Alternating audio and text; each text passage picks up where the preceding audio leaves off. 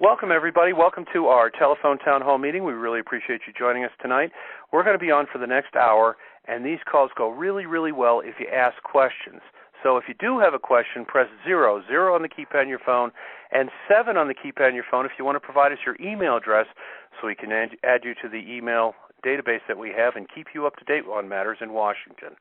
Tonight we're going to be focusing on health care, and Mia does have a very special guest, John Ratcliffe. He's from Texas. He's a congressman, and he's going to be in answering questions as well. We are focusing again on health care. So again, welcome everybody. Welcome to our telephone town hall meeting. We really appreciate you joining us tonight. Do press 0 on the keypad on your phone. Don't be shy about this. There we go. We're going to start getting some people in now. I see that. Press 0 on the keypad on your phone if you have a question, and 7 if you want to provide us your email address for email updates. Mia Love, if you wouldn't mind, please take it away. Okay, thank you. And good evening to everyone, and thank you so much for joining me today on the telephone town hall. Healthcare has been on everyone's mind lately, and I felt like it was important for us to focus on that issue today. There are some people that are concerned.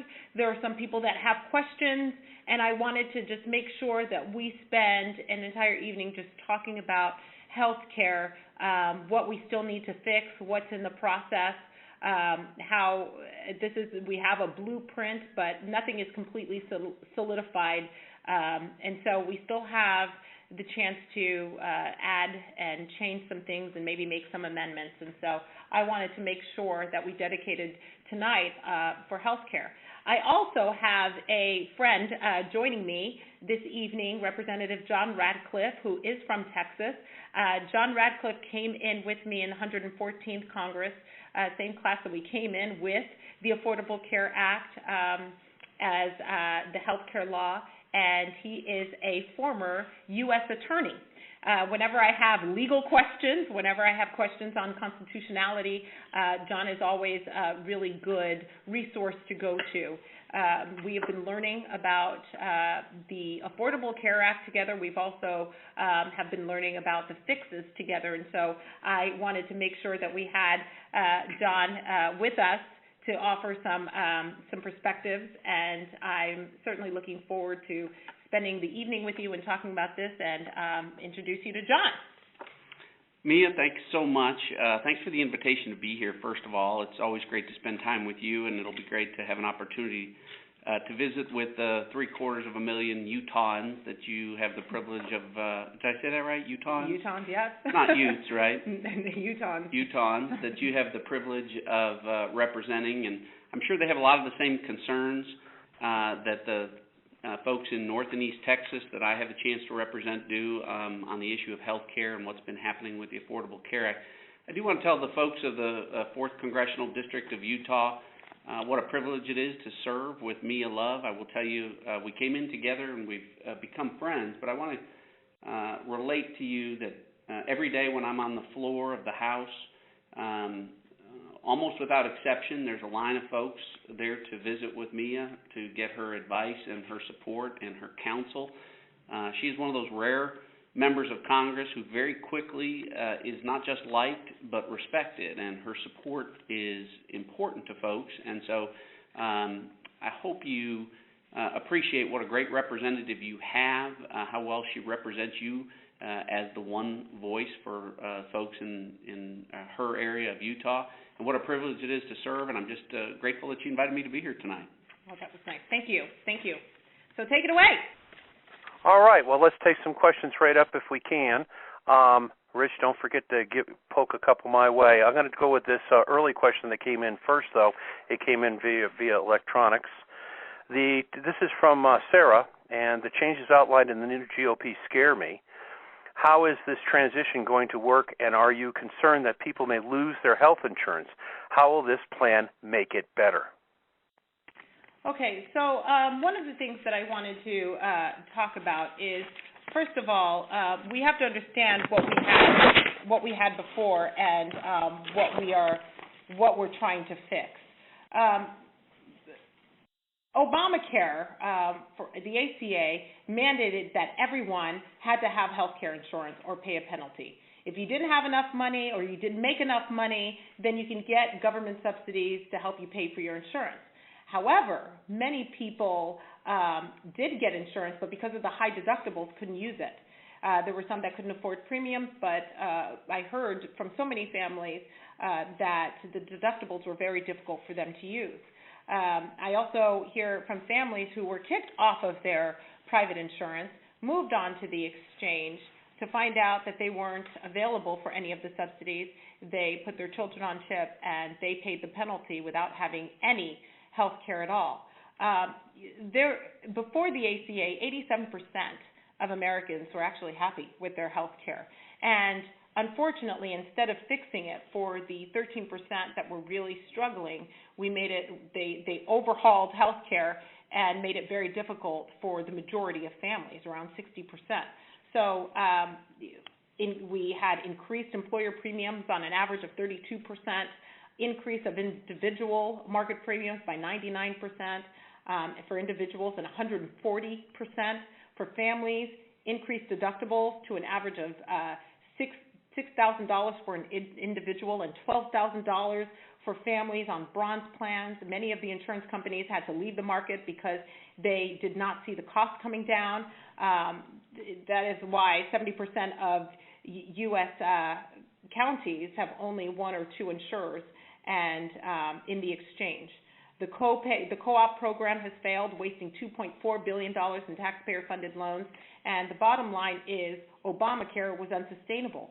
So those who are afraid of the change of Obamacare, if we keep the ACA as we know it, premiums are going to continue to skyrocket, and people will end up losing their health care one way or the other because it's not financially stable. So what we are in the process of doing is making sure that not only are we helping those that the previous health care plan didn't help, but we're helping those who've lost their insurance, lost their ability to whether it's go into the marketplace or get private insurance, and are trying to make it easier for people to be able to afford health care again.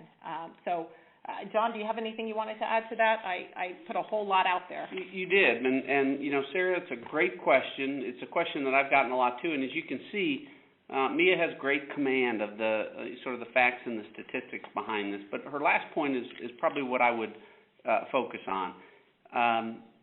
The Affordable Care Act is in a death spiral. It is not sustainable. It's more than just a bunch of broken promises. It's propped up on government subsidies and waivers and exemptions, and financially it's going to end sooner than later. So we're faced with the dilemma of the reality of that issue and the fact that we've got to have a replacement. So is everything in the American Health Care Act, the current proposed plan, the GOP plan that you referenced, everything that I want? No. Do I have concerns about some of those issues? Yes.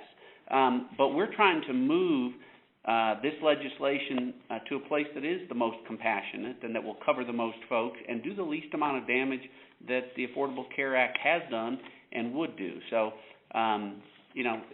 it's an absolutely critical issue, and one we look forward to discussing with you further tonight. It's a great question, but I think the thing that everyone needs to focus on was keeping the current system under the Affordable Care Act is not sustainable. It's not going to happen. So we have to come up with an alternative, and this is the alternative that we're working on to cover the most people. I wanted to ask folks that are on the line, if you did want to provide us with your email address, we have a few people standing by to get your email address, so this office can send you email updates. Press 7 on the keypad on your phone, 7, if you want to provide us your email address for email updates. We'd really appreciate it. Again, that's 7 on the keypad on your phone. Elizabeth's next. Elizabeth, welcome to our telephone town hall meeting. Elizabeth, where are you from, and what's your question, please? Hi, I'm in Highland, so actually Congressional District 3, but looking at H.R. 421 that Ms. Love are carrying in Congress, I feel like it affects all women, so it does affect me, and I'm really excited to see the first paragraph about, or the summary of it, really, of being able to make birth control accessible over the counter, except for the second half of it concerns me, where it will be repealing the provision that over-the-counter drugs will be covered by insurance. So I feel like it's reducing the access to birth control overall, or it's opening up one route while closing another. And I was wondering, where do you get your information and your sources for what total impact that will have on access to birth control? Also, I was wondering if... Hold on. Let's see if we can get that question answered, Elizabeth. Mia, go ahead, please. Okay, so Elizabeth, first of all, I did this from a perspective of a parent wanting to get back into the picture, and also wanted to make sure that women would get access to contraceptives and try and get it without having a prescription.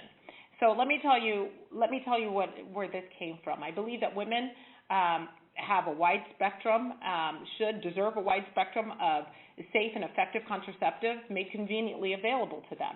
So what this does is it waives the FDA filing fee for contraceptives from RX to over-the-counter. So by doing that, we're literally reducing the cost of contraceptives and making them available. So a birth control pill could effectively go from $30 to less than $10 over the counter.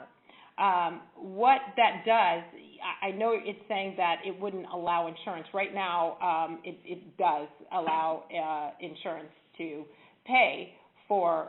Currently, the ACA allows for your insurance to cover the ACA, but what this bill did was allow your health savings account to actually cover the ACA, to cover the cost. The costs are going to be so incredibly low, and we felt like people who had their health savings account, their flexible savings account, didn't have to use it on just prescription medication. They could use it on over the counter. Right now, what's over the counter is Plan B. We have, some of our youth is using Plan B as contraceptives. And I found that to be incredibly dangerous. And so as a parent who is unapologetically pro-life, I would hate for women to get to the point where they have to make a decision between keeping a life and ending a life. And the best way that I can give more women more opportunities is by giving them access to birth control so that they are able to take care of their own health care plans, and that they are able to be empowered before they have to end up getting themselves in a situation where there's an unwanted pregnancy. So instead of forcing insurance to pay for forcing insurance to pay for contraceptives, now you're able to get it over the counter at a lower cost, and you're able to use your health savings account, your flexible savings account, to get it. It's going to be a lot cheaper, and there's going to be more access. I also wanted to say that in order for youth to get it, they have to have a parent or a legal guardian get it for them. So our youth isn't going to be able to go in and just get routine use of birth control pills without a parent or legal guardian there. So again, this is my way of getting myself back into the picture as a parent, giving women access to birth control, and thereby I believe we'd be saving more lives when it comes to the abortion issue. So, John, do you have some thoughts on this? Well, I think that Mia gave a fantastic answer to Elizabeth's question. It's I don't want to be repetitive and duplicative. I don't think I can give a better answer. And to be honest with you, male legislators talking about contraceptives, prenatal care, and oftentimes get in trouble. So I'm going to quit while I'm ahead and just say, Elizabeth, you got a fantastic answer from Mia, and it's an issue that I know she's worked on a lot on the select committee that she serves on as well. And as you can now see, she's thought a lot about these issues, and I think she's in the right place. I am also admittedly what I call pro-life plus. and as most of the folks in the district that I represent in Texas are. And I think it's just a thoughtful approach to this issue, and I think Mia's done a fantastic job of addressing those concerns. Thank you both. I did, if you wouldn't mind, just in about 30 seconds each, just to give a reintroduction of who you are, because we had a lot of people join late, just for the heck of it. Mia, start with you. Hand it off to John, if you would, please. Go ahead. Okay, so we are joined together tonight to talk about healthcare and what is happening with the ACA and the American Healthcare Plan, and we're excited to talk about it. It's not set in stone yet. It's still a work in progress, and we are just talking about what has happened, what has transpired, what is wrong with the current Affordable Care Act, and what we're trying to fix and how we're trying to make it so that we give more people more access to health care. And I'm joined with my colleague, John Ratcliffe, who is a representative from Texas in the United States House. He's a former U.S. attorney, and he's been in the trenches with me and can offer a good, I think, I would say, constitutional aspect of the healthcare plans. So, John? Again, John Ratcliffe. Mia represents the 4th District in Utah. I represent the 4th District in Texas. I think our constituencies are similar, but I'm thrilled to be her guest tonight to contribute where I can on this issue or any issues that come up. As Mia said, I'm a former federal prosecutor, United States attorney in the George W. Bush administration, and I've just really enjoyed my time working with Mia in Congress, and glad to be here to visit with Utahns tonight on this very important issue or any issue that you want to throw my way.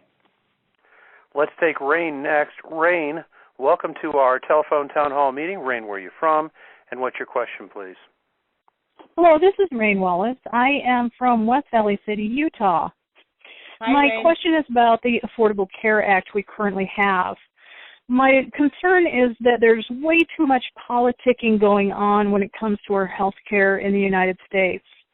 Because of the Affordable Health Care Act, I now do not have to worry about my pre-existing conditions to qualify for insurance. I'm wondering if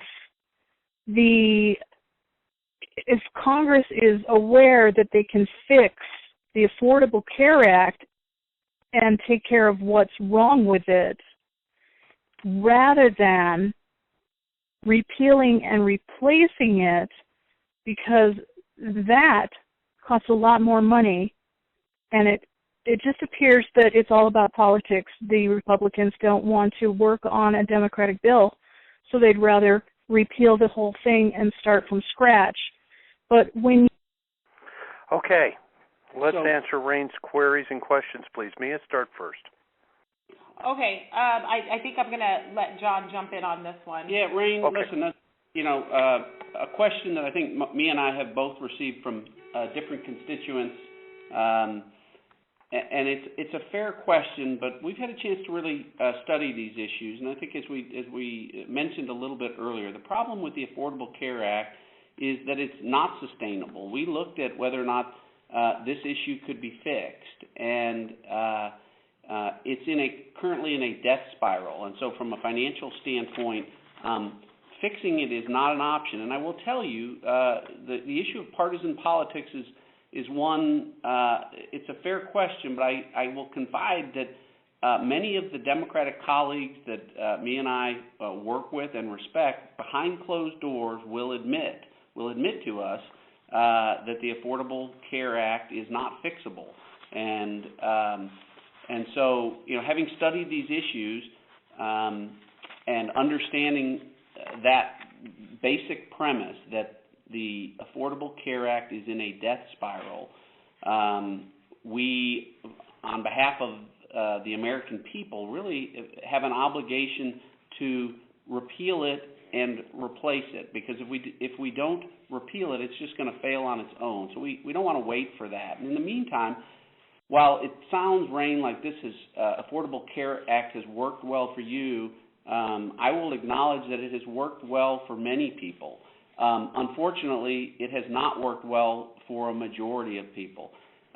Me and I constantly are hearing horror stories of people whose deductibles have gone up from a few $100s to some cases $10,000 or $12,000, have had monthly premiums increased by 300% and 400% in some circumstances. And so, we both have an obligation to do what's best for the majority of folks. And so it sounds like it's working well for you, but it was not sustainable and not working well for enough people to be the type of health care that we provide across the country. And so I think, even setting partisan politics aside, we're on the right path of replacing it with the American Health Care Act that we're considering as it's currently being modified. Rain actually brought up a really important issue that I think is important to address, and that is pre-existing conditions, high-risk pools. I want you to know that my brother late last year was diagnosed with stage 3C colon cancer, and he has become pretty much uninsurable. And so the pre-existing condition was something that was incredibly important to me. And I think a smart way to go when it deals with pre-existing conditions is to open up choices and competition and let more plans be offered by people so that they can purchase what they want. And I am a big believer that in state-based risk pools, by having federal financing to help states set up risk pools where you can actually cover the catastrophic costs for people who have catastrophic illness. People with pre-existing conditions, you can actually directly cover those expenses so that a person with a catastrophic illness doesn't go poor. When they get sick, they don't have the fear that they're not going to be able to get the health care that they need. So, it's one of those areas that was really important to me to make sure it was covered under the new health care plan. So for people who are concerned about pre-existing conditions, you're rightfully, it's a legitimate concern. It's a concern that I have, and it's one of those that I'll be watching to make sure that there's a place for high-risk pools and for people who do have these catastrophic illnesses not have to worry about the fact that if they go somewhere else or if they move jobs or that they won't be covered under a health care plan. Again, this is a work in progress. There are some blueprints that we're working from. However, I want to remind everyone that if we stayed on the current path of Affordable Care Act, high-risk pools, it would become completely unsustainable, and we would lose the ability to address pre-existing conditions, and people would lose their ability, again, to be able to get the health care that they need at a cost. There are so many people who have seen their premiums skyrocket by 100 to 200%, and it's becoming completely unaffordable, and this is what I hear from the majority. So what I'm trying to do is take care of the 87% who liked their health care previous to the Affordable Care Act, and still do what we can to make it better for those who did not have health care, did not have access to health care insurance. So we're trying to make health care available to as many people as possible without hurting the economy and without making it so cost prohibitive for so many Americans. Let's take another question right away, if we can, please. No, actually, I want to say this. If you want to provide us your email address, please press 7 on the keypad on your phone so we can send you an electronic update from time to time from this office. Our queue is clear. We got all the other ones in that we had asked for before. So do press 7 on the keypad on your phone if you want to provide us your email address. We really appreciate it. Also, let's go to a polling question that we meant to ask before. What would you say is the most important issue facing the nation right now? You get to press 1, 2, 3, 4, or 5 on the keypad on your phone.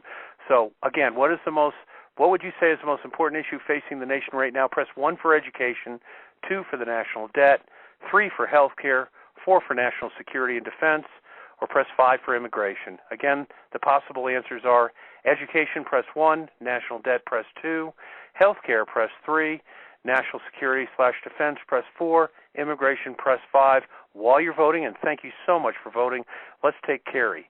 Carrie, welcome to our telephone town hall meeting. Carrie, where are you from, and what's your question, please? Go ahead, Carrie, you're up. Carrie's got herself on mute. So I'm going to ask her a question for her. How are you going to entice people to become insured who are not sick? That's a really good question. Go ahead, please. Well, it's first of all, that's a great question. There are people who aren't sick, who feel like they do not need health care or do not want to get something that is going to be a little bit that's going to be more preventative, that doesn't cost very much. I'm not going to be able to convince people who are not sick to get health care. As a matter of fact, it's one of the concerns that a lot of people had, that they were forced to get health care insurance when they didn't want to, and or were faced to pay a fee for not having health care. I think it's one of the things that Americans were really quite frustrated with and upset with, that we would force people to get a health care plan that they didn't need or couldn't use. And so we're not going to be able to force people. We're not going to be able to, I don't think it's a government job to force people to do things that they don't want to do, whether it's good for them or not. The idea is to, again, try and make health care accessible to as many people that need health care, that want health care, at the lowest cost possible. One of the biggest issues that I have a problem with this bill is that it really doesn't address the cost of health care, which is the biggest deterrent to, and one of the biggest problems that we have. There's a lot that we need to do in terms of regulation and tort reform and making sure that we're not stifling innovation. That means research and growth and in technology and in cures. Those are the things that I think that would help bring the cost of health care down. If we were able to actually address that, we wouldn't have to force anyone that didn't want health care to have it.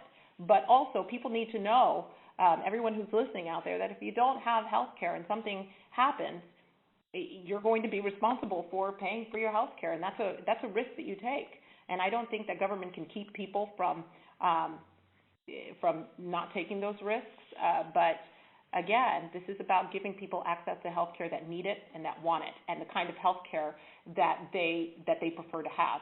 They can go and fit and get a health care plan that works for them and works for their families. Yeah, Mia's, I think, hit the point exactly right. The difference is, and the failure of the Affordable Care Act, and why you see insurers pulling out, why in 70% of the counties in the United States people don't have any choice. They have one plan to choose from, one or two plans to choose from, is this idea of universal coverage instead of universal access.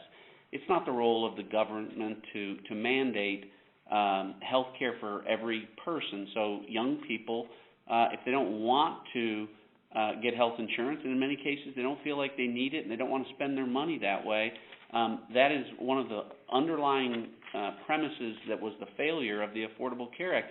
And we know that the answer to that is true because we've had 4 national elections since the Affordable Care Act was implemented. And Republicans have prevailed in 3 of those. In large part, this has been a referendum over and over again with the American people, and it again reinforces that a majority of folks really believe that this is not the role of government to mandate health care for everyone.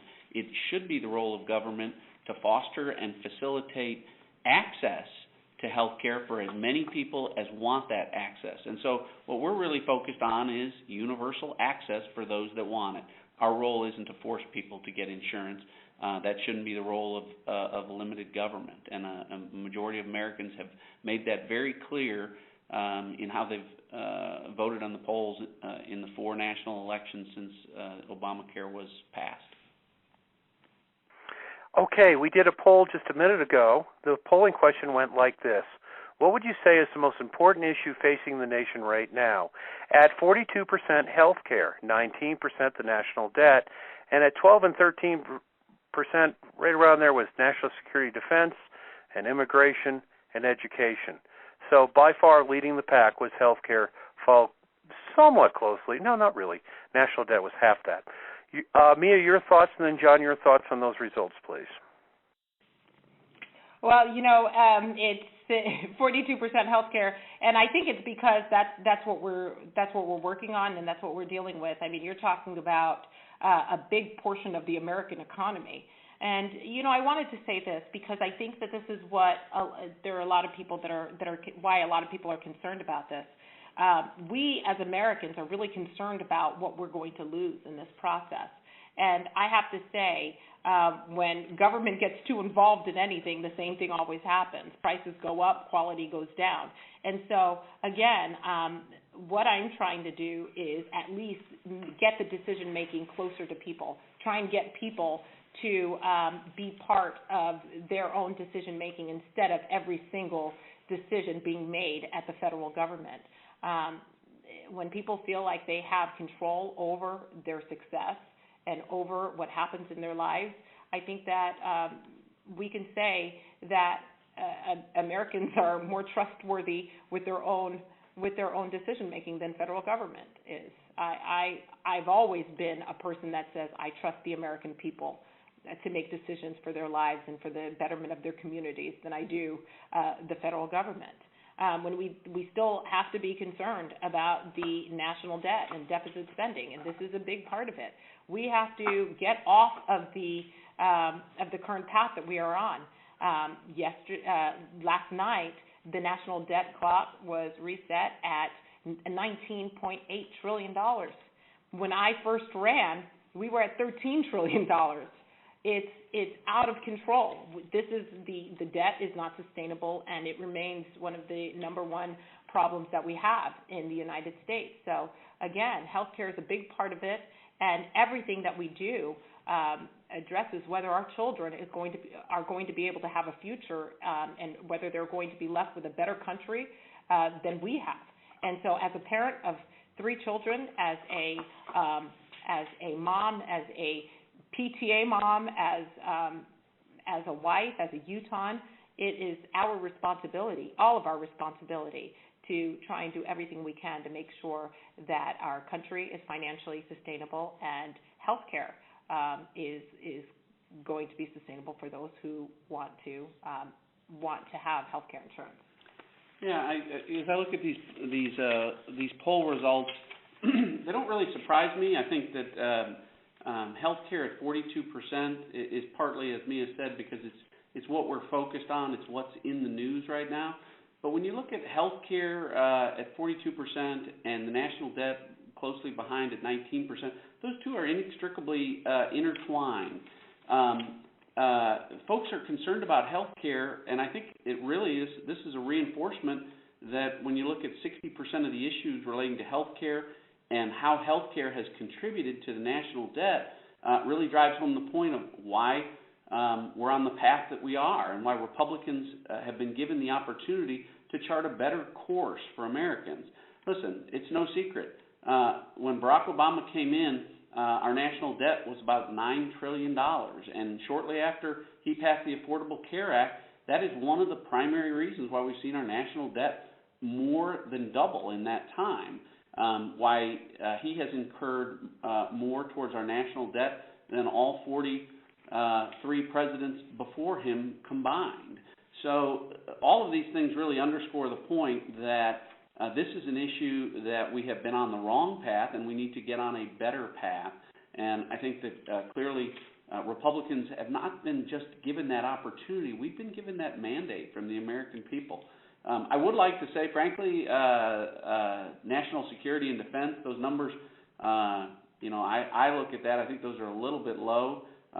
It's surprising to me when I consider the primary role of the federal government to provide for the common defense. That's what the preamble to the Constitution says.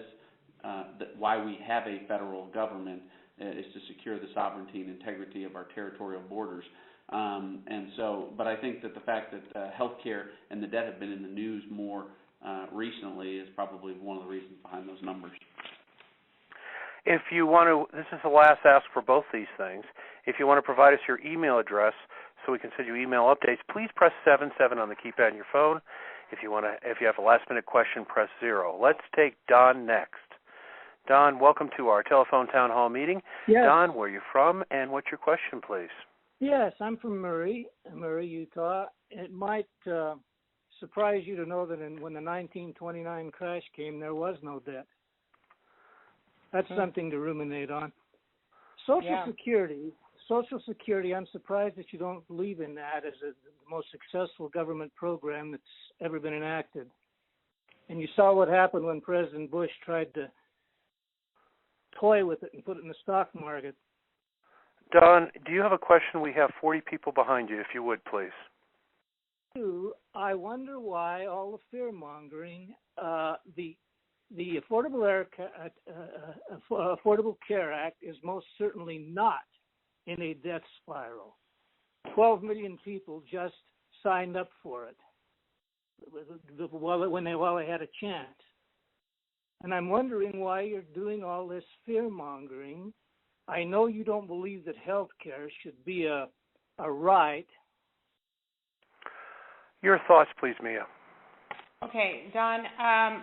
Again, these are just to let you know. I'm not making any of this up. There are so many people that have called that have talked about this for the past couple of years. As a matter of fact, my former predecessor, Jim Matheson, stated over and over again he voted against the Affordable Care Act. Even my opponent on the other side stated that he did not support the Affordable Care Act. I'm not on my own in this, and I don't think that there's anybody who, whether they supported me or didn't support me in this, is surprised that we have to fix this. It's not okay to just leave it alone because, again, you're having people say that their health care premiums are rising. I'll give you two examples. A mother who was on her own private insurance was kicked off of the private insurance because her husband's employer felt it was actually more cost beneficial to pay the fee and have their employees go onto the exchange. She went on to the exchange and she was pleased to find that her premiums were only going to be $200 a month until she realized before she had her fourth child that her deductible was $14,000 out of pocket. Now, for most families, $14,000 is a lot of money. It's a lifetime of savings. It's very difficult. You're talking about the ability for somebody to be able to take some money to put away to save for their dreams, for their American dream, whether it's buying a new home or buying a vehicle to go to and from work. Now, I think that we need to be sincere about what's going on here and understand that what I am trying to do is make health care more affordable for as many people as possible. And I think it's a false, I think for any of us to say it's either Obamacare or not, that's a false choice. I think that when we can make things better for the American people, we should always strive to do that, which is why, one of the reasons why I was concerned about high-risk pools, making sure that pre-existing conditions was something that people didn't have to worry about, which is why I care when a young family who is able to get subsidies but have a hard time paying $8,000 to take their 2-year-old to the doctor's office to find out whether they have RSV or not.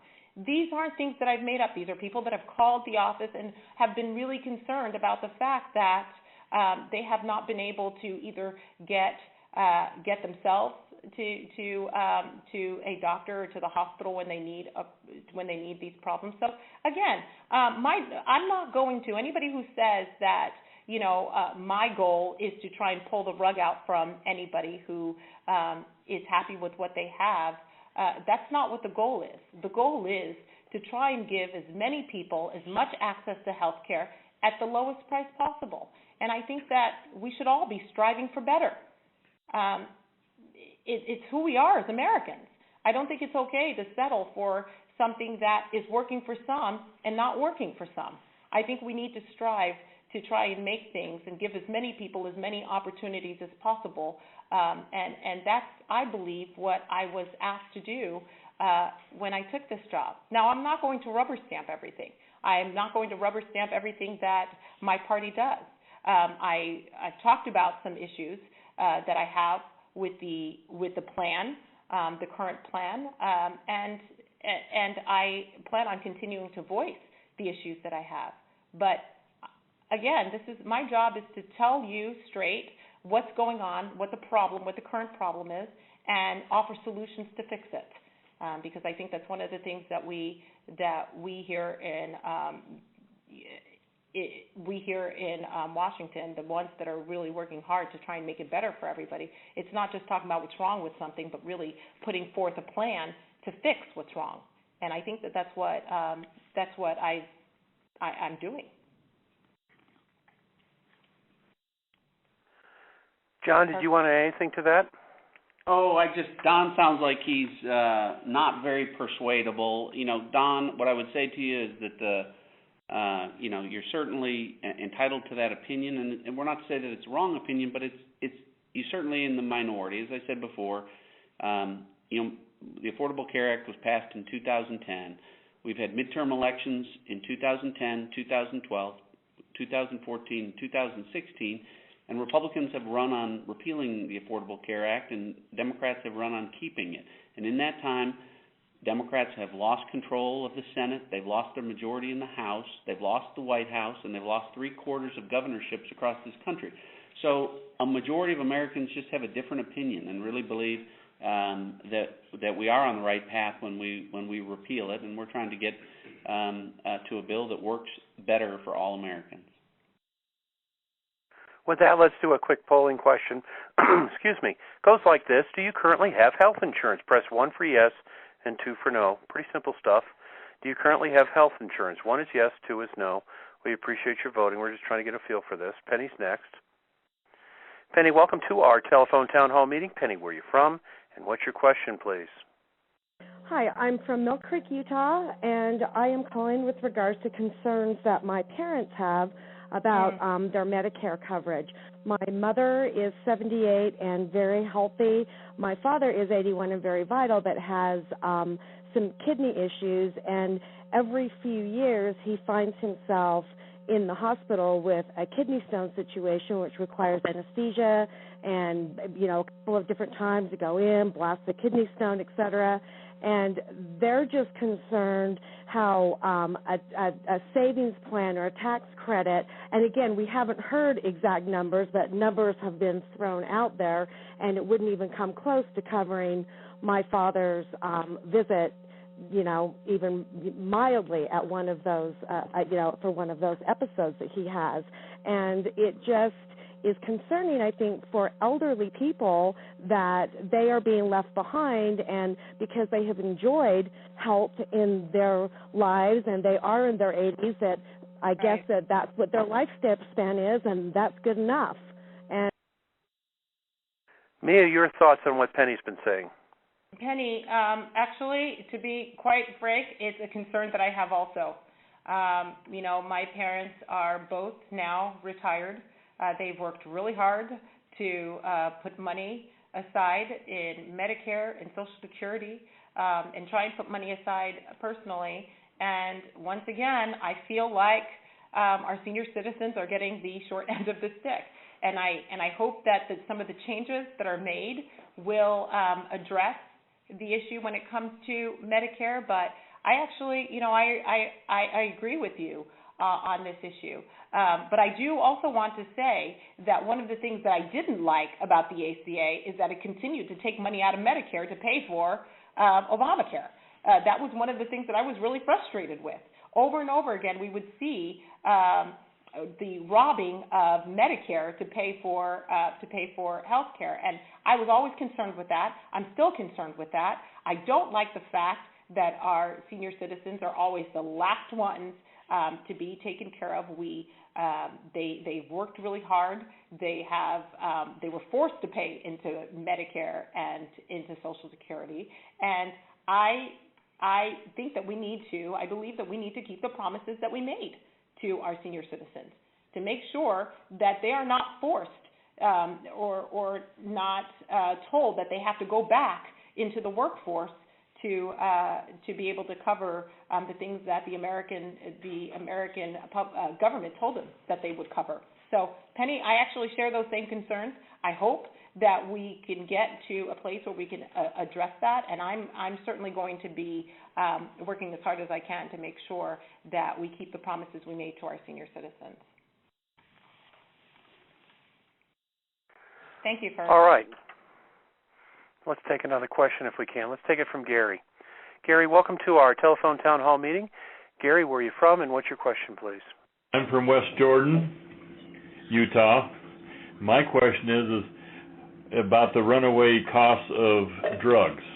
The other day I was requested to get a drug for my wife that literally cost almost $2,000.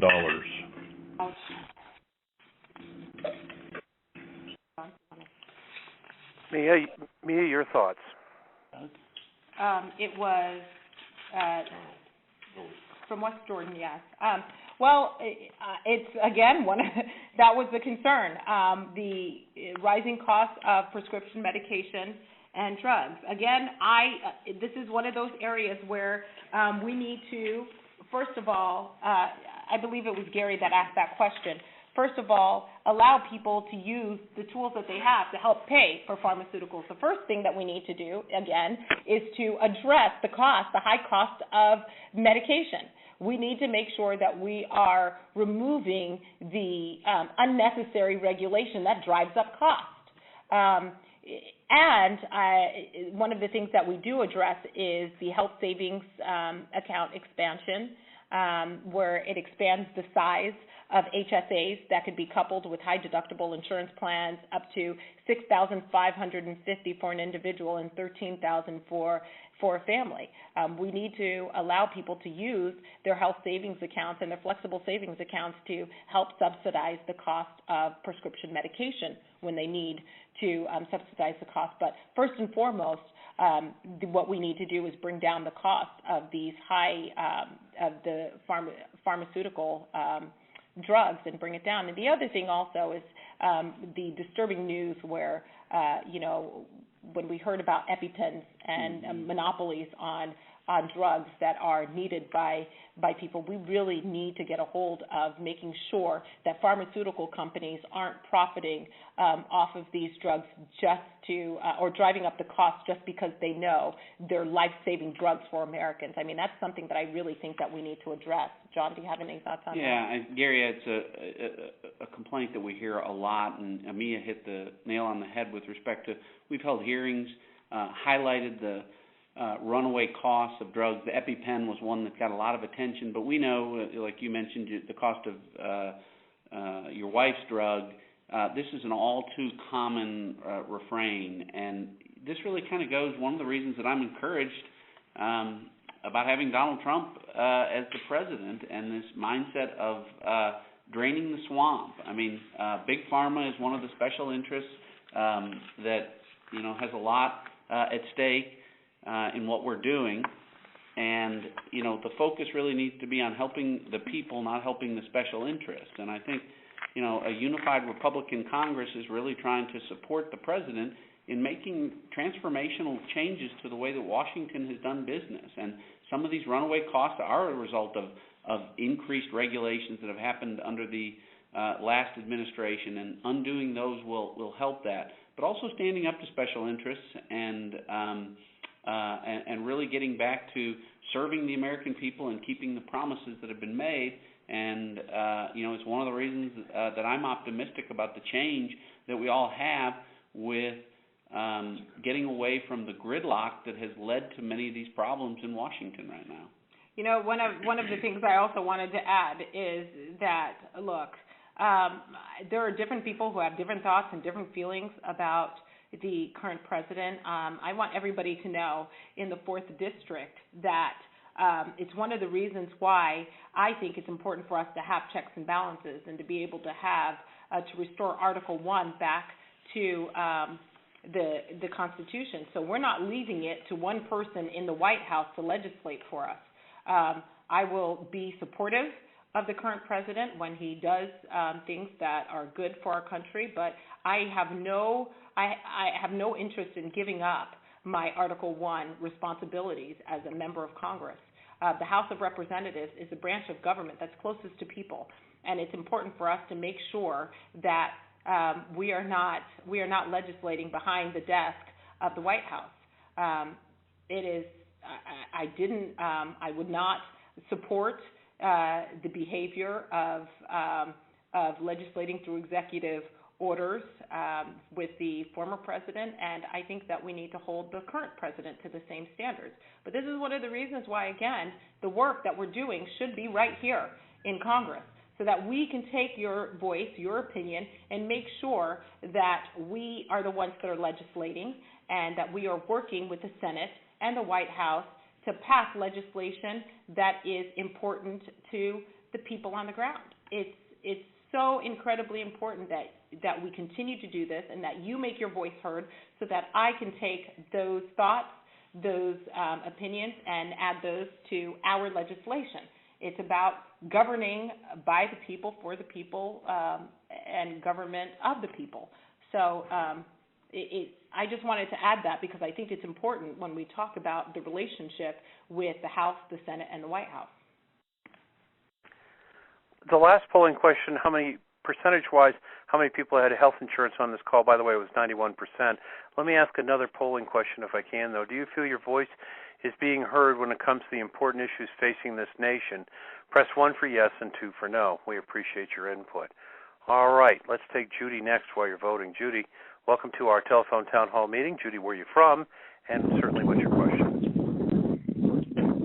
Hi, I'm from Holiday, Utah, and I just had a question about what kind of research was done to kind of formulate the ideas that are happening, that are part of the plan. I know there are other countries that have successful healthcare programs, and I wondered if Congress had looked at or talked to any other countries who have successful programs, and also if Congress is working at all with multiple parties to get input, because it seems like it's always just this party is going to do their plan, now this party is going to do their plan. Right. I'm a nonpartisan. Okay, Mia, your thoughts on what Judy was saying? Judy, most of the work so far has been done in the Ways and Means Committee, which deals with the tax portion of the healthcare, and Energy and Commerce, which deals with the policy portions of healthcare.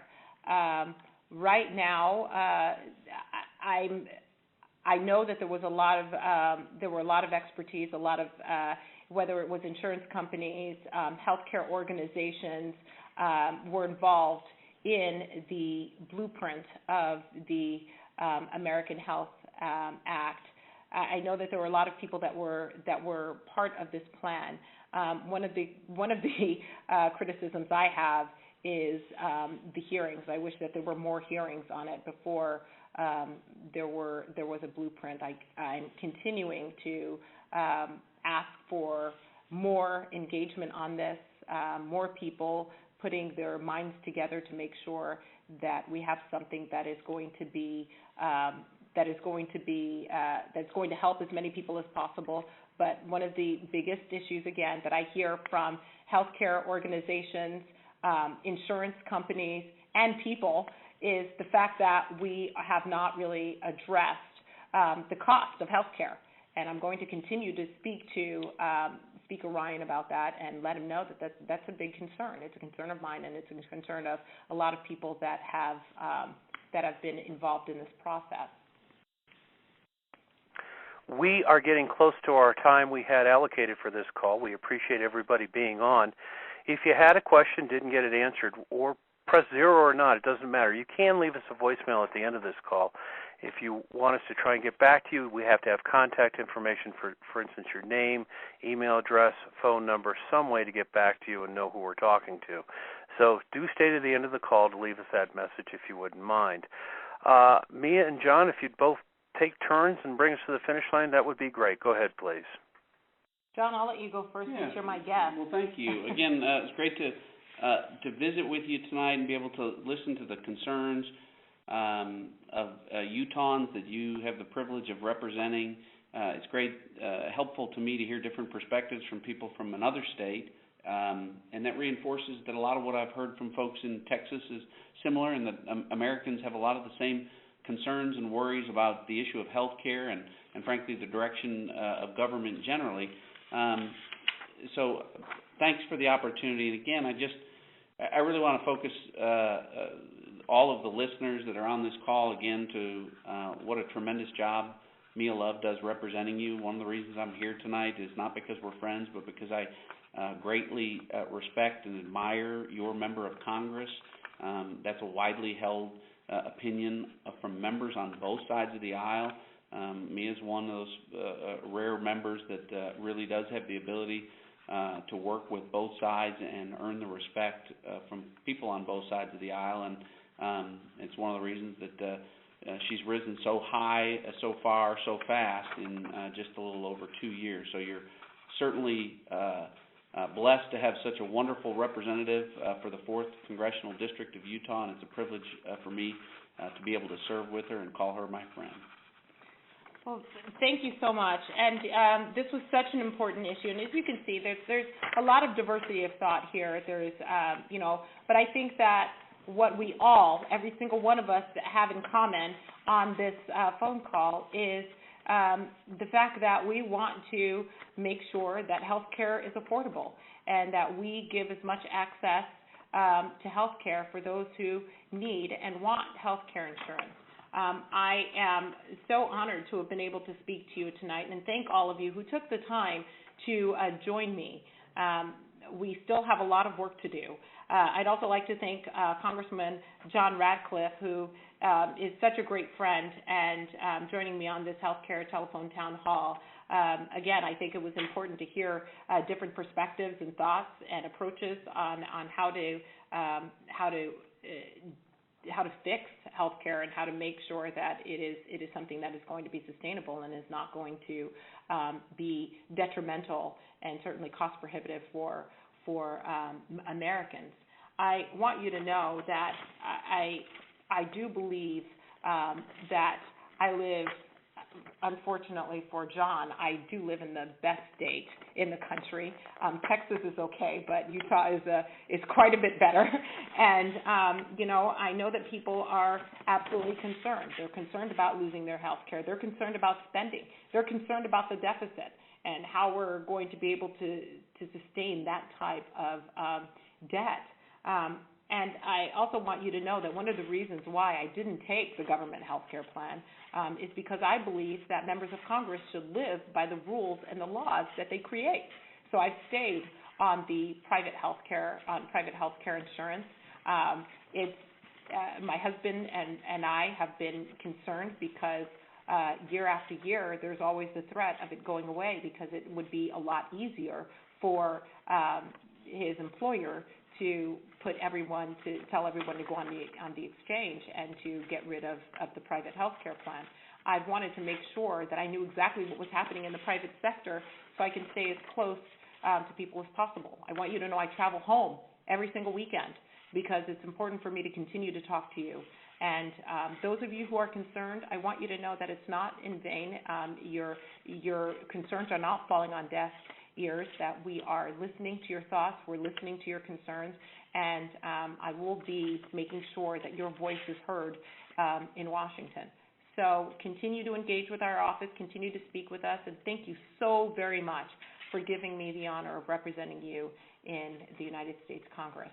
I look forward to talking to you in the district, and have a good night.